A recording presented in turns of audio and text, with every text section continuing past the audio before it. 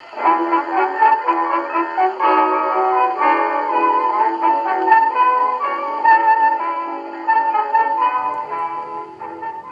to another episode of Off the Menu. I'm Vincent Franchini from Tumblr House, here with the notorious Charles Coulombe. Ooh, I kind of like that. Notorious. Wow. That's really, I feel so notorious, you know, especially the archdioceses and areas. Yeah, that's really something.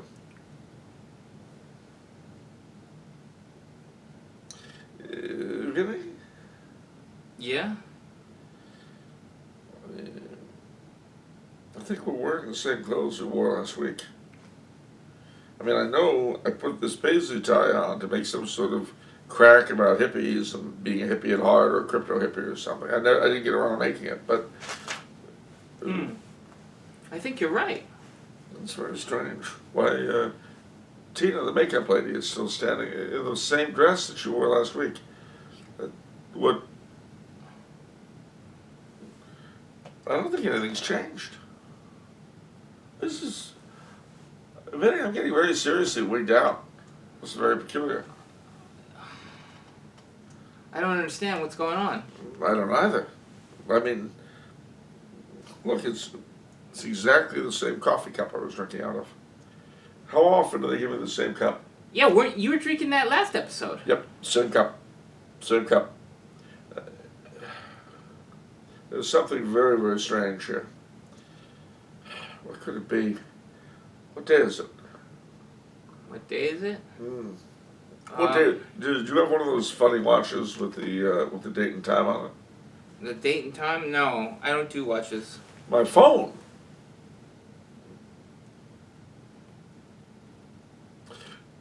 It says the 7th, but we did the last one on the 7th. We did do the last one on the 7th. So how could it be today? How could this be the 7th if we did the last one on the 7th? That's a good question. I think I know the answer. What's the answer? The answer is that on the 9th, I've got to go out of town for 3 weeks. Oh, okay. You remember your brother sent me on that fact-finding tour to the Bahamas? Right. Right, to kind of improve administration here. Yeah. So, what I think is that to make up for the fact that I'm going to be gone for 3 weeks, we've done another episode immediately after concluding the last one. And then just lazily released it on Monday as though nobody would catch on to it. Gosh, you know what? I think that might be correct. Yeah. Well, you see, it would be a smart move if you think about it. It would be a very smart move. Yeah. It'd be brilliant, in fact. Yeah, because this way, I mean, we could do 2 episodes, and they probably would never catch on to the fact that we'd done them back-to-back. Nah, they wouldn't know a thing. Nah, not our audience. Gosh. Yeah, never. Nah, they wouldn't catch on. Yeah. All right, let's proceed as though nothing's happened. Okay. All right, we'll act as though this was a week from the last one we did. There we go. Good. Yeah, it's fun to pretend. Isn't it? Yeah. All right. Okay, first... Hey, I hope they've had a great week. How was your week? Oh, man, best week? Wasn't that great? Did I tell you I got assigned to go to the Bahamas on a fact-finding tour for your brother? How long? 3 days. 3 days, huh? 3 days. Yeah, okay. 3 days, but the whole time is going to be spent at the Hotel Splendide in Nassau. Nice place? Oh, gorgeous. Well, you know, I'm traveling on the company's dime, so it couldn't be better. Well, you know, they couldn't get any of the regular junior execs to go because they're having that big important trade conference in Palm Beach. Yeah, well, it's very important. Oh, very. So that's great. Yeah. I don't really know what's going on with the calendar, though, what the major feast day is. I guess, well, let's see. If last week the big thing coming up was the Ascension, I guess Trinity and Corpus Christi are coming up. Mm-hmm. Yeah. Okay. Yeah, because it's really, because today, you know, today is April, or May. It would be 14th. Yeah, it's May 14th, right. Okay, great. All right. Actually, no, it wouldn't even be May. It would be May 21st. That's right, it's May 21st. May 21st, there we go. It's May 21st is the date. So, yeah, there's, we got Corpus Christi coming up and the Feast of the Sacred Heart and all kinds of good stuff. There you go. All right, we're set. Okay, first question from Matthew Gray, who simply asks, who was Godfrey de Bouillon? Oh, gosh, I love these simple questions. He was the inventor of the Bouillon cube. No, he was not. All right. Even though that's great. Yeah, he was. I know he was not the inventor of the Bouillon cube. He was instead the head of the First Crusade. He was the Lord of Bouillon, as you might have guessed, a castle on the Franco-Belgian border. He was Duke of Brabant, descendant of Charlemagne, and a hero in his own right. They used to say that there were 9 worthies, 3 pagan, 3 Jewish, 3 Christian. And the 3 pagan ones were Hector, Alexander, and Julius Caesar. Mm. The 3 Jews were Joshua, David, and Judas Maccabeus. And the 3 Christians were Arthur, Charlemagne, and Godfrey de Bouillon. Wow, great company. I'll say. And when they took Jerusalem and the Holy Sepulchre from the Saracens, he was offered the crown of Jerusalem to be king. And his response was, I will not wear a crown of gold where my Savior wore a crown of thorns. So, he instead took the title Advocate of the Holy Sepulchre. Mm. Now, he died a couple of years later, and his brother... Around what time? 1091, or 1099, I guess, is when they took the city, and he died about 1101. It's funny, on all the, the worthies, everything, all of those are pretty old, but he's the most recent. He's the most recent by far. Yeah, he's the most recent. Well, similarly, they had 4 matters in medieval romance. Oh, right. The Matter of Britain, which was about Arthur. The Matter of Rome, which was the classic stories reworked. The Matter of France, which was about Charlemagne. And the Matter of Jerusalem, which was about the Crusades. Mm. Yeah. It's funny. It's funny how nobody knows Godfrey de Bouillon, despite all these things. And despite being the most recent one. Well, because he epitomizes, see, where the others... we can epitomize what we aren't. We can at least make fun of them and pretend that they're mythical. Mm. To some degree. Yeah. It's harder with Charlemagne than Arthur, but, you know. Yeah. With Godefroy, he lived too soon, too recently. And so he's a real person, in a sense. Yeah. And he is the opposite of everything that we are. Yeah. You know, we're weak, stupid, and ridiculous. He wasn't. The other thing about him that, I was going to say his brother did take the title King of Jerusalem, but because of Godefroy's statement, no king of Jerusalem was ever crowned king in the Holy Sepulchre. They were crowned in Bethlehem, in the Basilica of the Nativity. Wow. And that had a further meaning, in the sense that it made sense to wear a crown of gold where the 3 kings had presented gold to our Lord. Wow. He's saying where the King of Kings was born. Just to add some amusement, Godfrey de Bouillon founded, in a sense, the Order of the Knights of the Holy Sepulchre, who are still with us today. And the Order of the Holy Sepulchre are very important people. You want to know why? Why? Because they, in a sense, do what Godfrey and his followers tried to do. They're the ones who, financially, keep the Church of the Holy Land going. They're something like 6/7 or 7/8 or something of the Church of the Holy Land's budget is donations from the Knights all around the world. Oh, wow. Because it's a worldwide order. They all kick in dough, And they don't go specifically. It's not like the Order of Malta, which funds a ton of stuff all around the world. Yeah. The Order of the Holy Sepulchre specifically funds the Church of the Holy Land. And, if you look at the websites of different Catholic churches over there, or schools, you'll see things like all the computers in the computer room were donated by the German Order of the Holy Sepulchre. This sort of thing. So they not only dump cash into them, they buy the Church of the Holy Sepulchre, the Holy Land things. So, really, I mean, it's an order whose work I really applaud. Okay, yeah, I mean, they do a thankless job. Yeah, I'll say. Really. Well, nobody wants us there. Not the Jews, not the Muslims, not nobody. And so, but if you want to read more about Godfrey de Bouillon, this is the book to do it. Shameless plug, published by Tumblr House. Hello. Oh, is that a plug?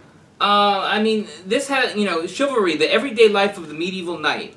This has, but it's not just Godfrey de Bouillon. This has Roland. Yep. It has a lot of other real life knights. It was passed down from the poet, the oral tradition. Yep. I want to say. The chanson de geste. But it takes you into the everyday life of knight. It tells you what they did when they woke up, how they courted women. The ritual of matrimony, everything. Yeah, it's really an incredible book. And it has a wonderful foreword. Oh yeah, by who? Wait, I forgot who the foreword was by. Oh, it's you. I was going to say Hugh Hefner, but never mind. Yes, it is me. It's not Hugh Hefner, no. Okay, so buy that book. Sells $25 on Tumblr House website, or you can get it on Amazon for $30. If you ever get the chance to go to that part of the world, the Castle of Bouillon and the beautiful Ardennes around it are just very nice. All right. What else we got? Next question is from Marianne. What are the origins of RCIA, and why did it come into existence? What is Charles's opinion on its necessity? Thanks to your show, I've realized I must become Catholic, but now I have to wait until next year to be baptized and receive the sacraments. If I don't die before then, thank you for leading me to the true faith. Whoa. She's really not counting on baptism of desire on this one. Apparently not. Pretty nice. Apparently she knows what she's up to. Well, okay. Well, the RCIA is a revival of the catechumenate. Now, what that means is, way back in Roman days, you may recall that in the late Roman Empire, morals were pretty disgusting. Sort of like now, or wait, yeah, very like now, but without the justification. Oh, they didn't try to justify it. They did have the justification. Okay. In the sense that they had never known Christ, whereas we rejected him. Oh. See, for them, Christ was a new concept. For us, he's someone who was spat on and added to his crucifixion. Okay. Not that it's a bad thing, because I don't want to introduce self-hatred into. And you don't want to offend people. No, gosh no.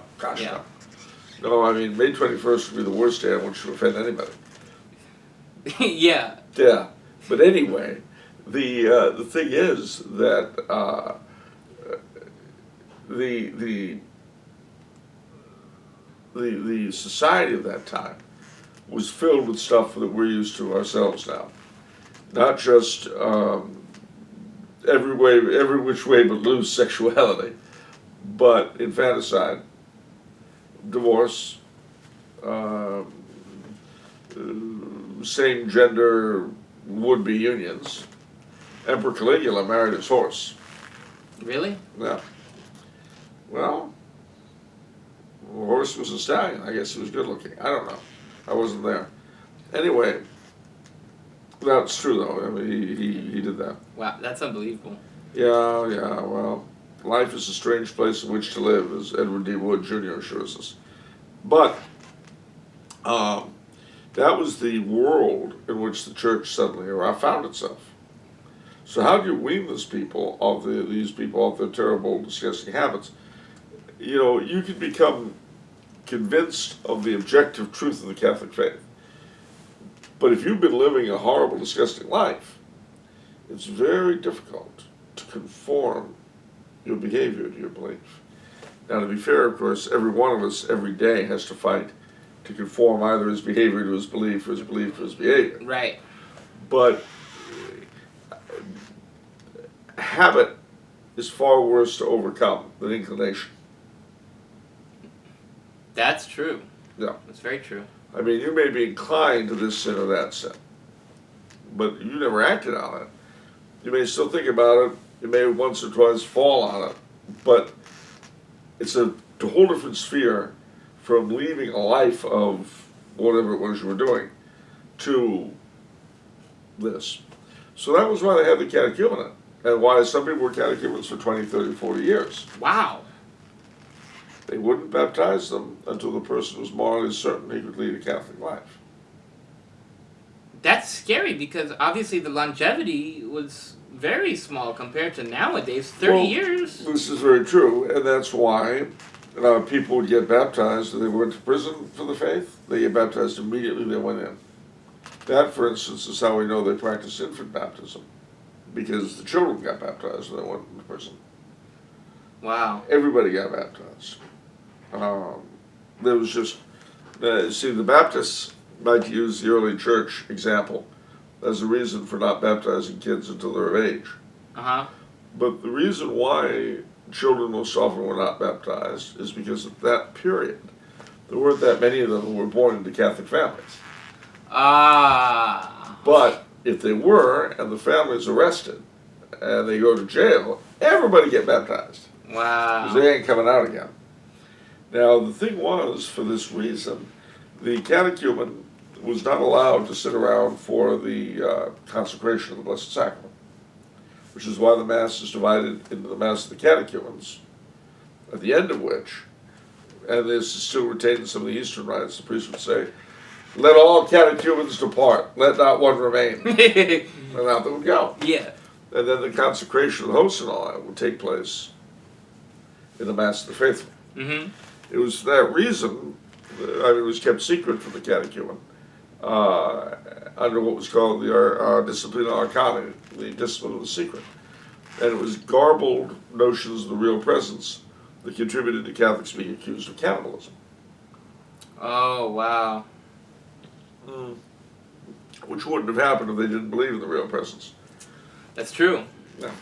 But at any rate, that was then. And as society became Catholic, and social mores became Catholic, the adult catechumenate fell into disuse and in the end vanished. Okay. Well, Dom Guéranger, writing in the 1860s or 70s, was complaining that the standard of morality of his time was declining, and that we should not be surprised to see at some point in the future the revival of the catechumenate, because of the decay of our morals. Right. Then, in the 1880s or 90s, I forget when, the missionaries in Africa were faced with cultures that were very similar to the Romans in terms of their mores. And this is one reason, according to some, that AIDS has gone through Africa like nobody's business, because of the one-size-fits-all syndrome. Now, mind you, at the same time, however, others maintain that AIDS is a sort of shirt-tail relation to the bubonic plague. And all of us Europeans, being descended from people who had the bubonic plague, we've acquired a certain, not complete, but a certain resistance to AIDS. Whereas the black Africans, never having been exposed to it, to the plague, this stuff has gone through them. So those are the two arguments about AIDS in Africa. But anyway, suffice to say that they revived the catechumenate in the late 19th century for Africans for that reason. All right. After Vatican II, there was a mania to do everything like the early church had done. Well, this was condemned by Pius XII in Mediator Dei, but nevertheless was a big thing. And so one of the things that came out of it was the idea of reviving the adult catechumenate for converts. Yet, I suspect that this is one thing out of the present day that may well survive, because as our society gets screwier and screwier, more and more people are going to be faced with the same kind of backgrounds that our Roman progenitors had. Having said that, this is not quite the case everywhere today. If I were in her shoes, and I were keen on getting the sacraments earlier, I would see if there were either a FSSP or IC KSP parish in my area, or an Anglican youth parish. Anglican Ordinariate? Yeah. Anglican Ordinariate. They don't mess around? No. And you get a course of instruction, and boom. So that's interesting. So the RCIA was brought back, but not necessarily because there was recognition that the social mores are degenerating. Not then, but I have a very strong suspicion that it'll be retained for that reason. Well, I mean, in another 20 or 30 years, it'll be kind of obvious what footsteps we've walked in. I don't understand. Taylor Desjardins said we're approaching perfection. So... Yeah, so did his mistress. Really? Yeah. Wow. Rhoda. I did not know that. I met her.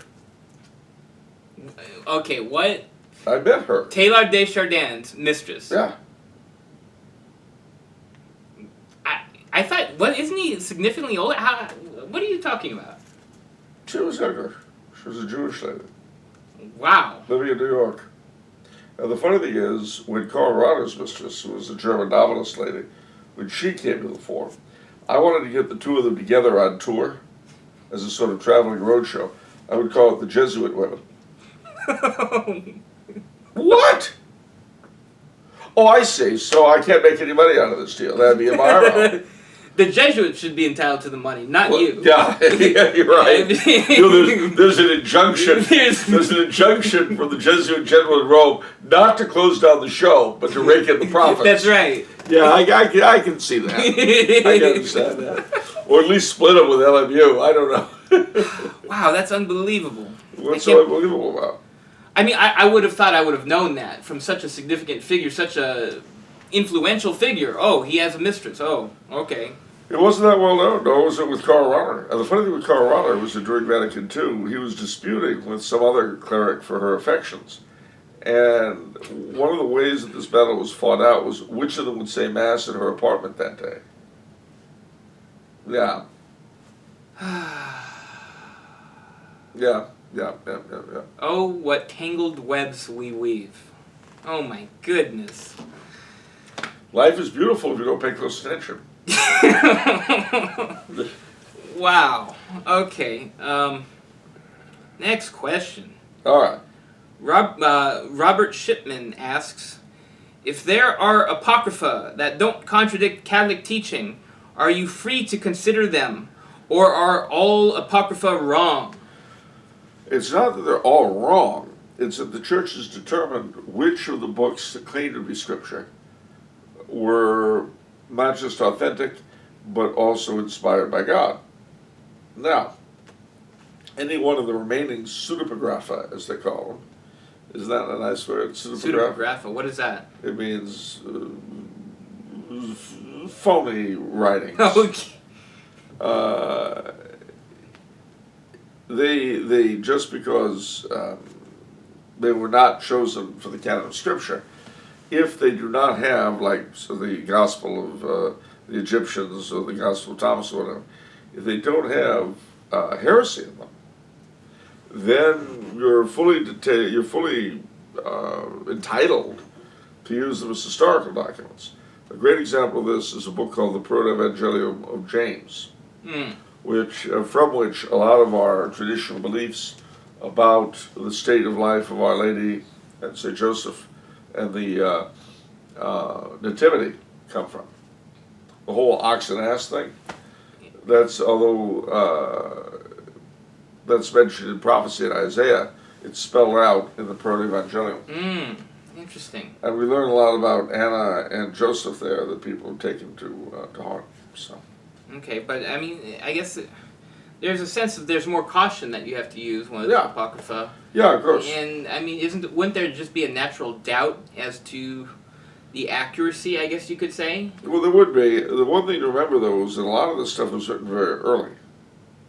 Okay. I mean, so like if you've got a document that's 2nd century and claims to be able to tell what was happening in the 1st century, I would think that'd be a lot likelier than someone sitting in the 21st century and saying it couldn't possibly be accurate.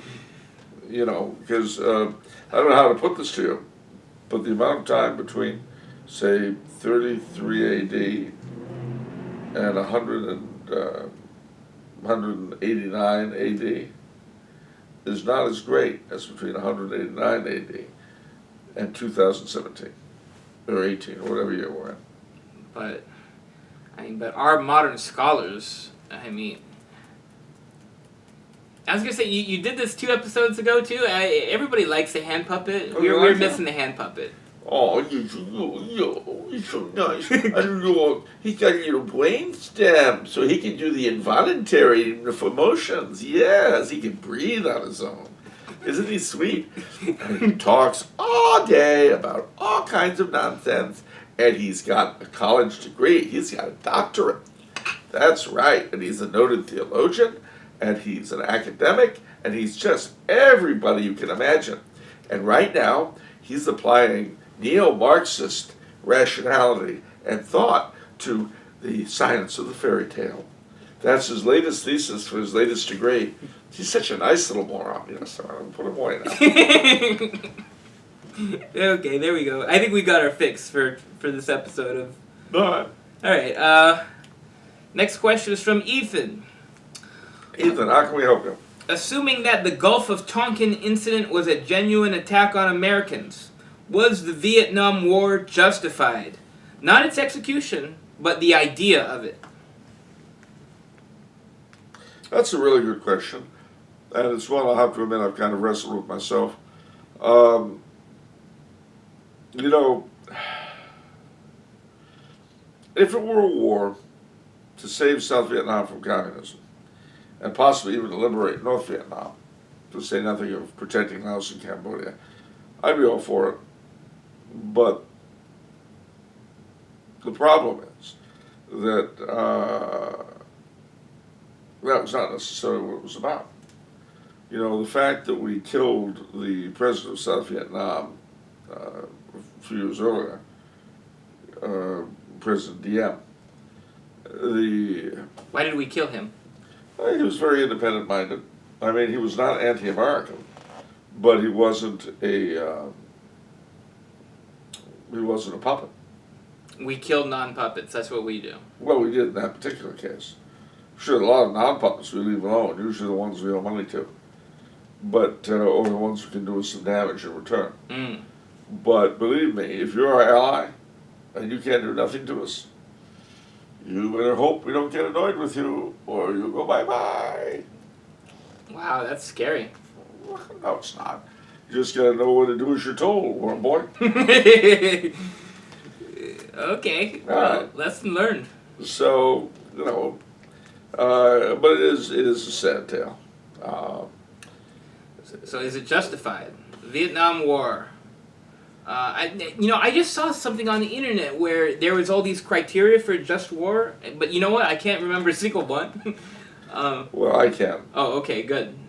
One of them is that going to war has to be less, we've got to produce less bad outcomes than if you stay at peace. Ah. In other words, the outcome has to be better than the probable outcome if you don't go to war. Right. It's got to be a war you've got a good chance of winning. Oh. It's got to be defensive. I mean, again, so much of these sorts of things are based upon not making things worse than they already are. Of course. So, but those are some of the requirements for just war. You don't make war on civilians. Yeah. You know, one reason why the Catholic worker believes that all modern wars are unjust is because modern weaponry, targets civilians. Yeah, Oh, it targets. I thought they were going to say collateral. There's always collateral damage. There's always collateral, but I mean, when we're bombing factories and things like that, it's not soldiers who are working on those. Yeah. So, anyway, there you go. Well, okay. Well, those are the things. But what about applying those criteria to Vietnam War? Did we? Well, I mean, again, he separated it from the way we actually executed it. But the way we executed it, I think, reveals a lot of what was on the minds of the people who initiated it. In other words, we didn't invade North Vietnam. We only started bombing North Vietnam at the very end, and that was when they sued for peace. We never really treated the struggle in each of the three countries, South Vietnam, Cambodia, and Laos, as though they were one major struggle, which they were. Okay, so it sounds like we weren't in it to win it. Well, I'm sure that President Johnson wouldn't have minded winning it, but his big idea was to use up excess productivity.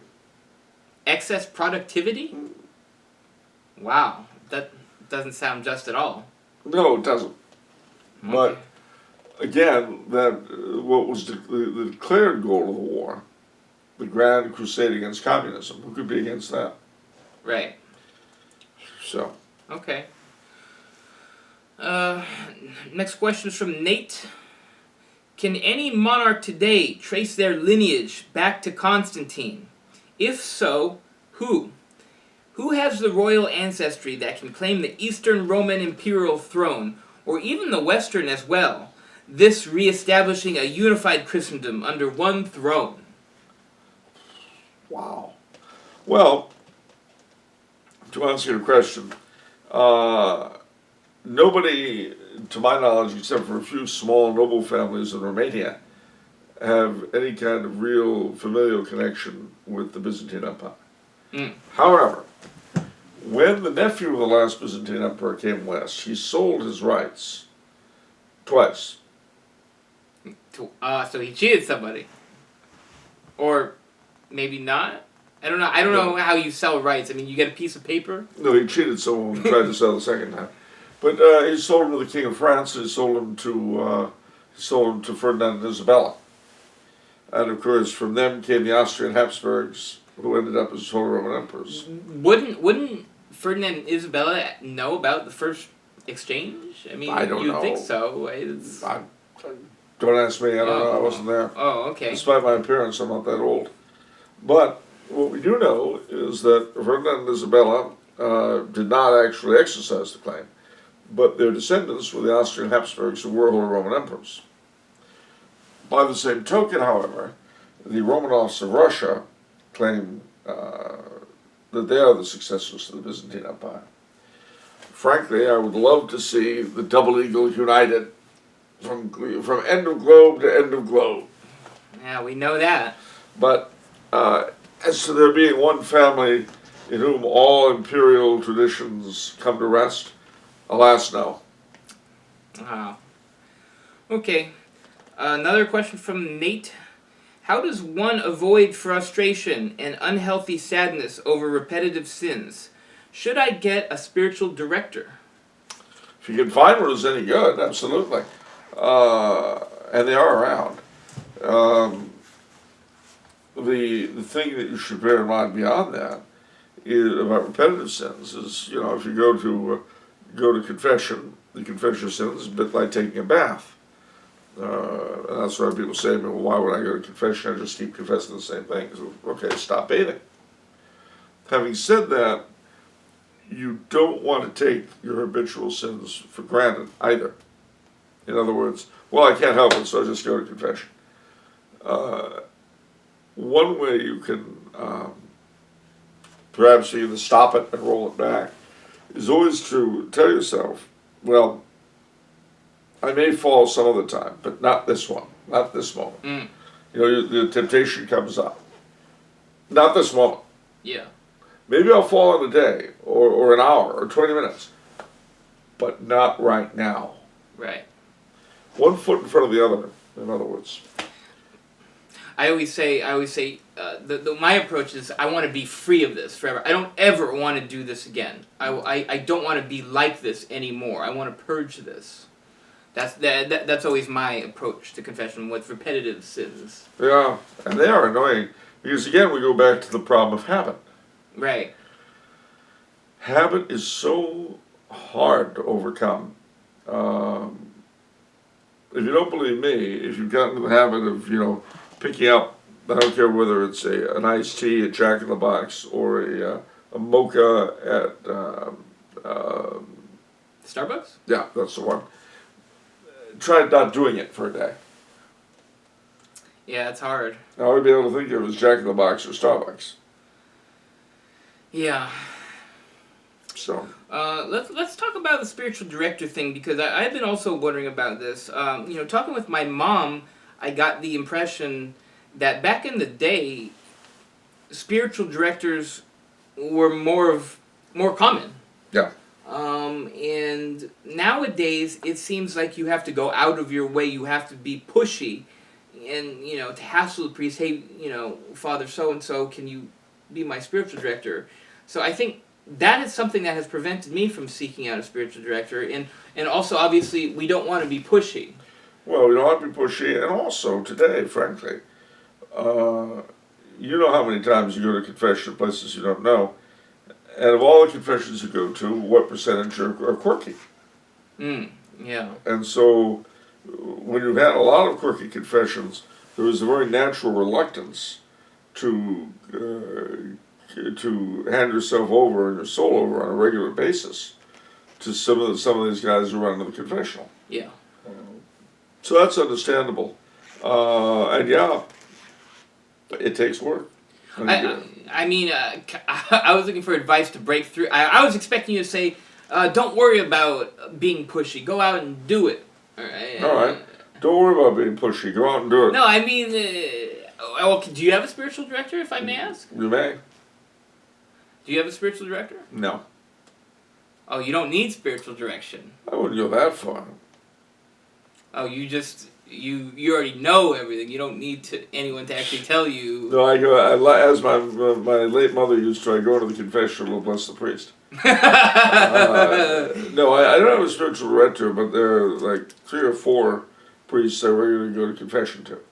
I see. Yeah, I have regular as well, and unfortunately my regular got transferred, and I used to consider him treat him as a spiritual director, encountering him in confession. But yeah, now I don't really have anybody. It's tough, but if you can find one, they're worth the weight in gold. Go to confession to somebody. Find a parish that looks fairly decent. And what do I mean by fairly decent? Let's pretend it's Nova Soto, okay? Look around the signs of the place. The perpetual adoration. What are their masses like? Are they eastward facing, or are they particularly reverent within the Nova Soto construct? And then once you've found such a place, go to confession a few times. And if you feel comfortable with the person you confess to, ask him if he'll be your spiritual director. The worst he can say is get a job. Yeah, I mean, spiritual directors, though, I mean, when I did have the benefit of one, boy, they really can get you past certain things in a way that you could never do yourself. Oh, I know. I had one. I mean, I had Cardinal McIntyre. I know. Oh, you're so blessed. Cardinal McIntyre. Excuse me while I just lie here in the effulgence that falls upon me from heaven. Oh, this is wonderful. Ladies and gentlemen, if you had any idea how wonderful it feels to be wonderful. I'm sorry, what were we talking about? How wonderful you were. Oh, I can talk about that at some length. I know. Okay, so, but yeah, I mean, should people feel insecure about looking for or making an appointment with a priest, not during confession, but during a different time? No, you shouldn't, because number one, they've heard it all. Whether they're good, bad, or indifferent, they've heard it all. No, but I mean, like, in terms of taking up time from the priest. Like What are they there for? well, they're busy people, Yeah, they're busy people, but I mean, that's some of them aren't as busy as others. That's part of what it means to find someone. Listen, a fellow who takes on a number of clients who's a spiritual director probably enjoys doing it, and may for that reason be better than the average run. Ah, okay. Now, and of course, another good thing, and these tend to be very good or very bad, but you can look into the order priests, Carmelites, Dominicans, not Jesuits as a rule. Oh yeah, of course. But even if they're making their money off my traveling roadshow, what was Jesuit it? women. The Jesuit women. There we go. Yeah, even if they're making money off that. Anyway, but try again though. Check out the liturgies that they perform. See the general tenor of things. If you find there's a heavy Eucharistic element to the church, a heavy devotional element, that can often make up for a lot of liturgical failures. So. Okay. Our last question today is from Basil. Basil. I'm only a young person, and the world I've grown up in is extremely confusing when it comes to the question of what different duties men versus women have in society. Sure. Can you walk me through what the authentic Catholic teaching is on the social limits and responsibilities of men versus women, both in and out of marriage, and why it is the way it is? Wow. Wow, indeed. Firstly, let me say, dear fellow, what's his name again? Basil. Basil. Firstly, Basil, let me apologize on behalf of my entire generation and our fathers for screwing things up so thoroughly for you. It's really pretty awful what we've done. Okay, got that out of the way. Yeah. Now, the second thing, however, is that in the male-female relationship, you have to start with yourself. Why? Well, because you have control over you. You don't have control over anybody else. So, we're talking about that book, Chivalry. Get a hold of something like that. Be a chivalry. Find out what a chivalrous gentleman is, and then become one. Another good example of that is a book by Mark Giroir called The Return to Camelot, about the English gentleman. What was that name again? The Return to Camelot. No, excuse me, the author name. Oh, Mark Giroir. Okay. He is a descendant of a French-Canadian family. Girouat? Girouard. Oh, A-R-D. Okay, there we go. Descendant of a French-Canadian family that in the 19th century settled in England. Because the first one to go to England was appointed, I think, if I remember correctly, Chief Justice of a British colony that had French law, as Quebec did. Mm-hmm. So, the colonial office said, well, we need us a judge who knows French law, so we'll take this guy from Quebec, because he speaks English perfectly as well, and we'll put him there, which is what they did. And now they're a big literary family in England. Because the funny thing about French Canadians who get anglicized to a degree, they tend to be far better at writing English than most native English. How dare you, and you're biased. How am I biased? I mean, it could be any French Canadian that writes better than most people who write English. I think Italians who learn English write better than English people. Oh yeah? Yeah. Like Lucky Luciani. Oh. Marlon Brando. Anyway. Right. I don't know. I don't think Brando was Italian. Maybe a little bit, but not really. I looked him up. He played Italians. He played Italians all the time. He was great, but yeah. Okay. All right. Anyway, this doesn't help you a lot, by the way. Sorry. But we digress. It's easy for us to do, having moved forward into the future the way we did, without a time machine. Yeah, the time machine. It's very bizarre. It's exhausting. I'll say. You know what steampunk is? Anyway, no. Let's move along. Don't let's get trapped in this. But seriously, learn to be a gentleman. Learn to be a knight. That's the first step for you. Become a man of honor. A man for whom the faith is everything. Now then, what to look for in a woman is what you're really asking for, and that's very complex. for starters, you want a woman who shares your faith, obviously. But you also want a woman who shares your interests. And presumably you have interests other than the faith. So you want a woman who, having the faith, wants to live up to it. You see, neither she nor you may know all the ins and outs, but if you both have the desire to be a good Catholic spouse, then you've got a much better chance of actually becoming one than someone who has no blooming idea of what that means. I think that's fair to say. Yeah. He is also, he asks, what are the different duties men versus women have in society? I don't know what that...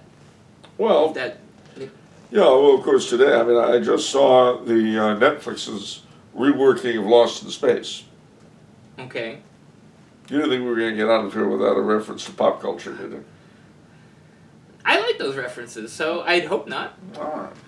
So, what got me, having grown up on the original, one of the happiest memories for me was Christmas of 1967. My dad got me the Jupiter 2 playset with all the Lost in Space. Okay, what? That's fine. All right, some things are lost on the young. All right. What? It's a cool toy. I It can was understand a that. tremendous toy. Okay. Anyway, the thing that annoys me about the new version, and don't get me wrong, I enjoyed the new version. I binge watched it, wasted a whole day. Boom.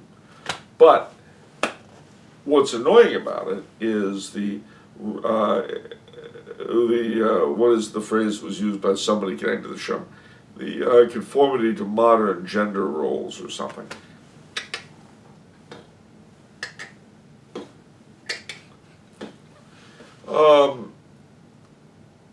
Basically, the idea is that the woman takes the lead in everything, and she knows best, and the man is a moron, and or with that thing, Annihilation, the movie Annihilation. Oh, the movie, yeah. Where they send in an all female action team because men, poisoned by their testosterone, will inevitably go crazy and kill each other. Of course. We all know this. Well, don't go with that. That's wrong. The duties of a man are to look after his own. After his duty to God, are to look after and country, are to look after his own, to look after the weak, to stand up for what is right, to be as strong as he can himself for that very purpose. You know, a couple of episodes ago, I went a little bit crazy on the whole Boy Scout issue. Well, really, the Boy Scout oath gives you a very good idea of what it is to be a man, a proper man. On my honor, I will do my best to do my duty to God and my country, to help other people at all times, to keep myself physically strong, mentally awake, and morally straight. That's pretty good, you know. The duties of women, well, if they're married, their duties are to assist their husbands in the begetting of a family and the maintenance of the same. It is very, very important, I think, from a practical point of view, that you have a lot of shared interests. Because if you don't, you get bored with each other. Believe it or not, sexual excitement tends to ebb after a while. And romance, well, that's here then gone. I know many happily married couples for whom the romance sort of comes in waves, if you get what I mean. Mm-hmm. In other words, if you imagine a couple being married for like 50 years, okay? There are times when all of a sudden, all at once, for one reason or another, or seemingly no reason at all the romance of that first period suddenly hits them all at once. And then there are other periods where it's like having a roommate. I see. You know? Well, peaks and valleys. You know, that's like, it's kind of like spirituality, to be honest, because, you have times of aridity, mm-hmm. and then you have times of consolation. And if you think about it, it's like relations with your blood relatives. Your parents, your siblings, your cousins. Oh, right. There are times when you think to myself, my God, my brother, my sister, my mom, my dad, my cousin, just, oh gosh, I'm lucky just to be related to this person. Yeah. And then there are other times you can kill them. Yeah. And your relationship has to be strong enough to encompass all of that. You know? And then there are other times you don't think about them at all. Right. You know, you're just doing what you do. And the last thing that's in your mind is Cousin Leo. You know? Yeah. But then you're at a family reunion or something, and it suddenly hits you like a ton of bricks. And you'll find this also, by the way, with close friends who you don't see for a while. It hits you like a ton of bricks why you're so fond of the guy. That's it. You know, like he'll crack the sort of joke he cracks. Yeah. Or, you know, whatever it might be. Yeah. And so yeah, that's right, that's right. Well, your relationship with your wife or husband, there has to be that element of it. But she must be committed to you as an individual. You've got to be committed to her, but there's a difference. And the difference is that you are the husband. You should wear the trousers. All right, or a kilt if you're Scots. Anyway, point of the matter is that it gets harder and harder to find women who have not been touched, even Catholic women, by the whole feminist thing. It does get very difficult. And, I mean, I know a lot of Catholic girls who mean well and who consider themselves very traditionally minded, and they want to be housewives, up until push comes to shove. And then it's their way or the highway. And what's sad about that, and ironic at the same time, is that if they realized how easy it is to make a man happy, unless he's a monster, you understand, and how, once he's happy, how easy it is to, shall we say, guide him along the paths you want him to go, oh gosh, they'd make their own lives a lot simpler, a lot easier. You're saying you're condoning female manipulation of males? It's worked for millions of years. I don't see why I'd be against it now. Wow. Yeah, well, I mean, there's a reason why they talk about feminine wiles, and they're very important. Why are they important? Well, I'll tell you. It's because men are very direct. We like direct action. We like things done like so. That's right. Women Women don't like that at all. No, they don't like that at all, and sometimes they're right. Not always. Well, okay. But sometimes they are right. Well, how are they going to get us to do what they want us to do if they're not going to manipulate us? Okay. Because they're not, remember that at a certain level, neither gender is really able to reason with the other. Because they come from very different places.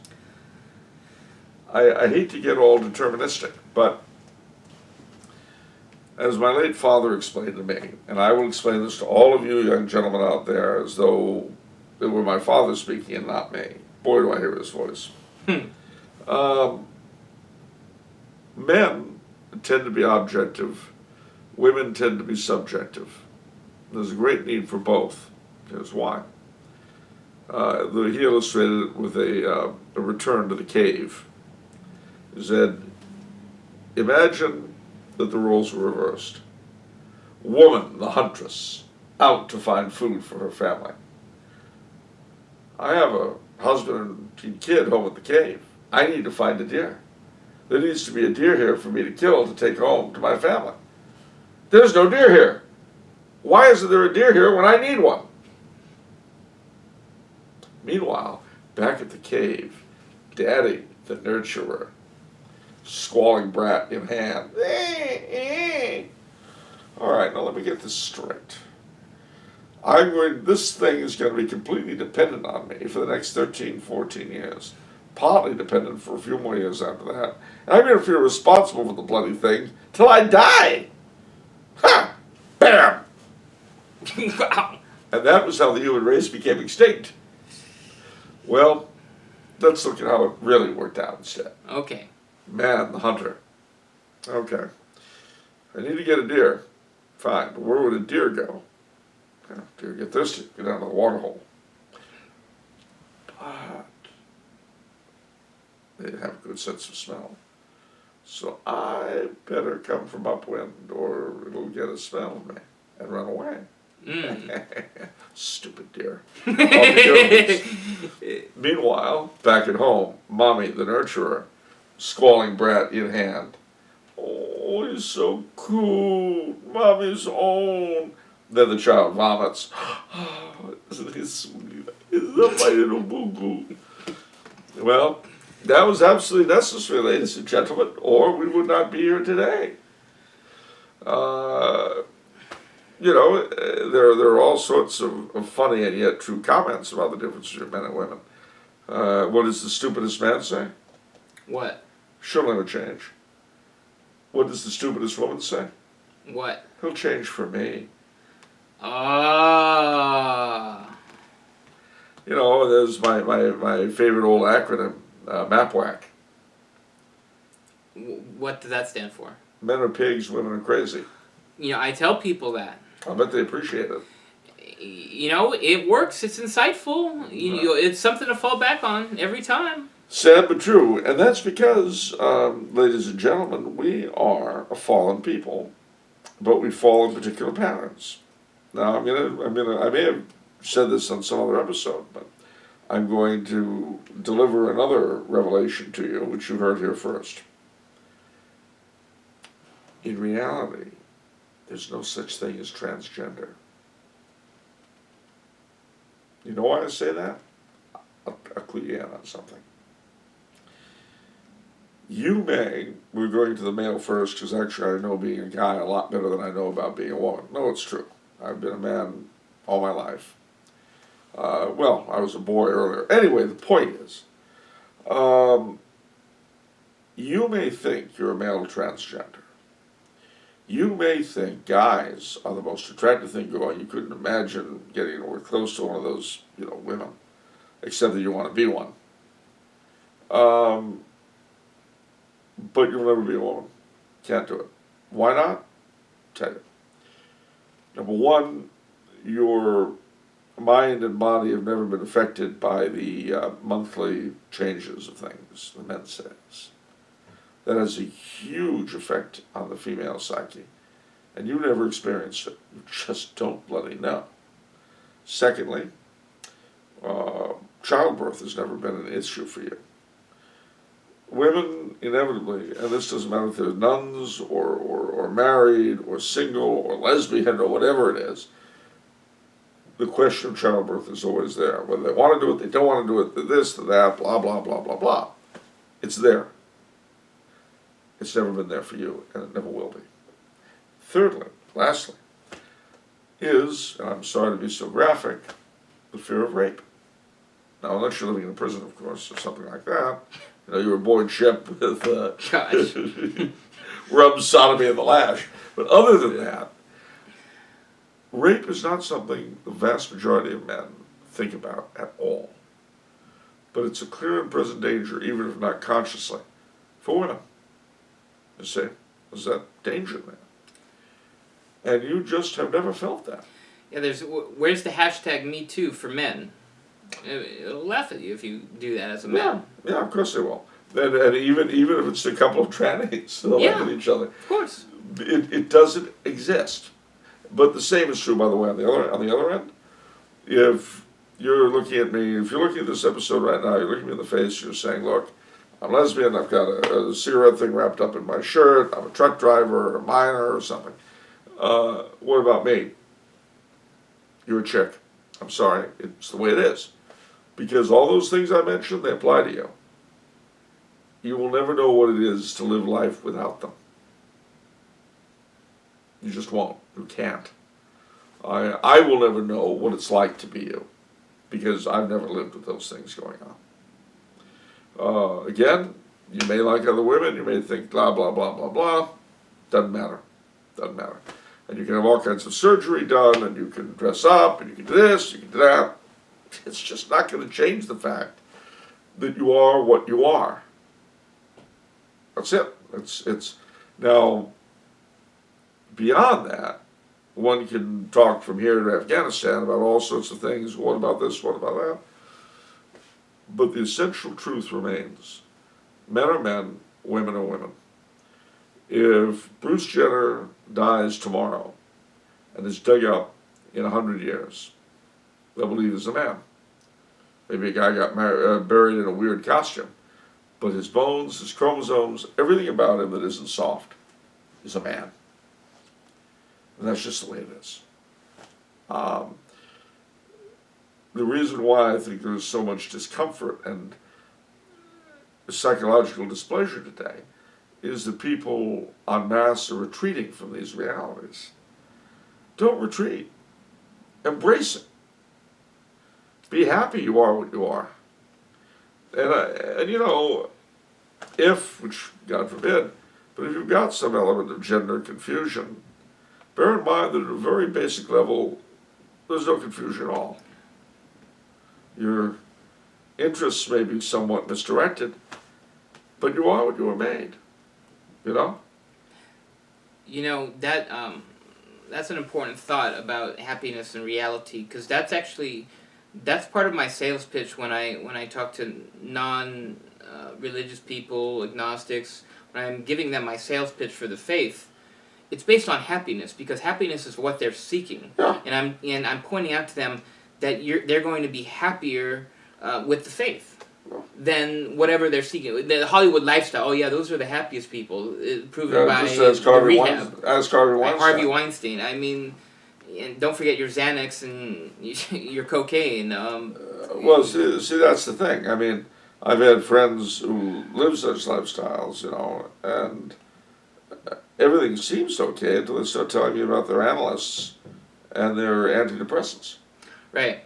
Now, mind you, I know there are people who need antidepressants, so that's not my point. Point is, that will not bring you happiness. Facing reality square on will. And you need a spouse who faces reality squarely on. I mean, ladies, any of you who are listening, wouldn't you prefer a guy who stood up for you and with whom you felt safe and confident? If you want that, that's nice, but don't emasculate him. Guys, if you want a girl who will make you feel like a man and all that sort of thing, that's nice. But stand up and don't expect a mother out of a wife. You know? Don't do that.